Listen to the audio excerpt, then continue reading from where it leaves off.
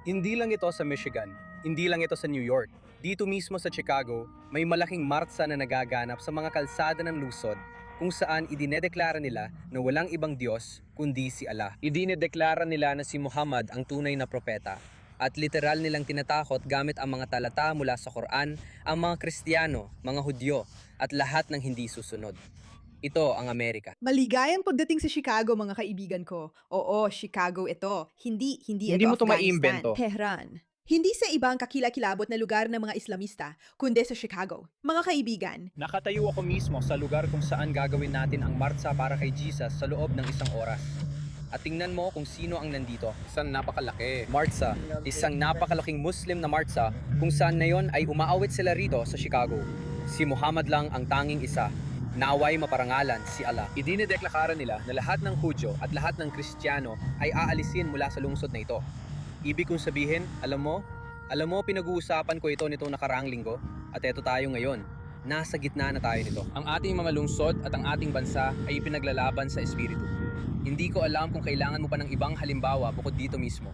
Hindi natin ito pinlano. Literal kaming naglakad papunta mismo sa eksaktong lugar kung saan gagawin natin ang martsa para kay Jesus ngayon dito sa Chicago. tingnan mo, kahit wala kang alam tungkol sa reliyon ng lalaking ito at ng mga taong ito, kapag tiningnan mo ang dalawang bagay na ito, tingnan mo lang ang pagkakaiba.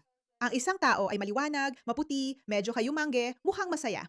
Ang mga ibang tao naman ay nakaitim, madilim, matindi ang musika. Parang, alin sa dalawang grupo, kung sa itsura lang, ang mas gugustuhin mong mapabilang sa lipunan mo. Sabihin na natin, ayokong masabing racist ako na may problema sa islamisasyon. At alam mo, tanga ka. Sige, ayos lang yan. Pero tingnan mo lang ang dalawang ito. Sino sa kanila ang mas gusto mong kamukha? Yung lalaking suot ang gusto niya, may tanang balat at may maganda at mahabang kulot na buhok.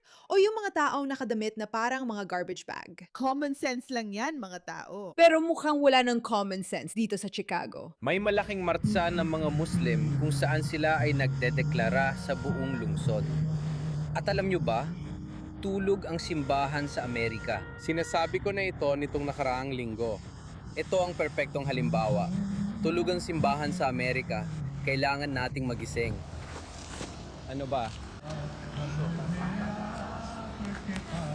Sa tuwing, nakakakita ako ng ganitong mga video, sa bawat pagkakataon, iniisip ko, isa lang itong kakaiba at bihirang insidente. Tapos bigla akong naisip, teka lang, mayroon akong humigit kumulang, 70 iba't ibang video nitong nakaraang buwan lang mula sa iba't ibang lugar sa Amerika kung saan makikita mo ang mga ganitong eksena, mga eksena ng pananakop. Nakita ko na sa New York, nakita ko na sa Michigan, nakita ko na sa Wisconsin, nakikita ko sa Chicago, nakita ko na ito kahit saan dahil nangyayari ito kahit saan. Tinatangka nilang patunayan ang kanilang kapangyarihan kahit saan at gaya ng sabi niya, tulog lang ang mga tao rito. Pakinggan ninyo, hindi ito isang marketing na bagay. Hindi ako ang may kagagawa nito. Hindi namin ito pinagplanuhan. Ito ay isang sandaling itinakda ng Diyos para sa inyo sa buong mundo upang makita kung ano ang nangyayari. Hindi lang ito sa Michigan, hindi lang ito sa New York. Dito mismo sa Chicago, may malaking martsa na nagaganap sa mga kalsada ng lungsod kung saan idinedeklara nila na walang ibang Diyos kundi si Allah. Idinedeklara nila na si Muhammad ang tunay na propeta at literal nilang tinatakot gamit ang mga talata mula sa Quran ang mga Kristiyano, mga Hudyo at lahat na hindi susunod. Ito ang Amerika. Ito ang Amerika, mga kaibigan. Gising ba kayo? Naiintindihan niyo ba kung anong nakataya dito?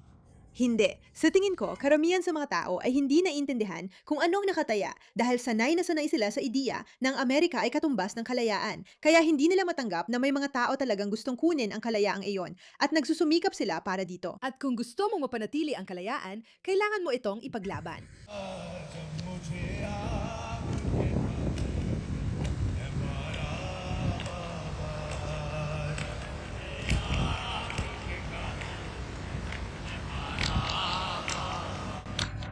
Hinila niya ako sa buhok at sinampal ako. Inaguksa mo ang Panginoon! Gabin mo na! Sa loob ng 6 na taon, nagsasagawa kami ng pagsamba at mga martsa para kay Jesus sa buong Chicago. At matagal ko nang binabalaan ng mga tao sa iba't ibang lungsod ng Amerika, mayroong espiritual na labanan. Matagal ko nang binabalaan ng mga tao. Ang labanan ay palaging tungkol sa kung sino ang sasambahin sa ating mga lungsod. Walang mas malinaw na halimbawa kaysa sa nangyayari ngayon. Mga pare, magising kayo. Amen. Magising kayo. Amen. Magising kayo. Kailangan ng magising ang simbahan. Kailangan ng magising. Mas mabuting magising na ang Amerika dahil nangyayari na ito ngayon sa Chicago. Hindi na nasa malayong gitnang silangan ng kalaban. Nandito na mismo ang kalaban at nagmamartsa sa ating mga kalsada. Tingnan mo ito.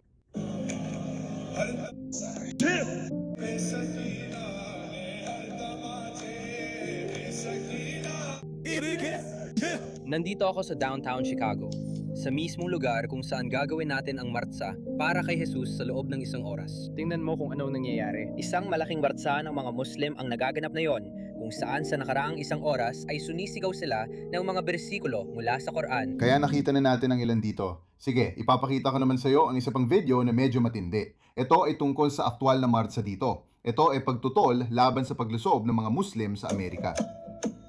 Jesus.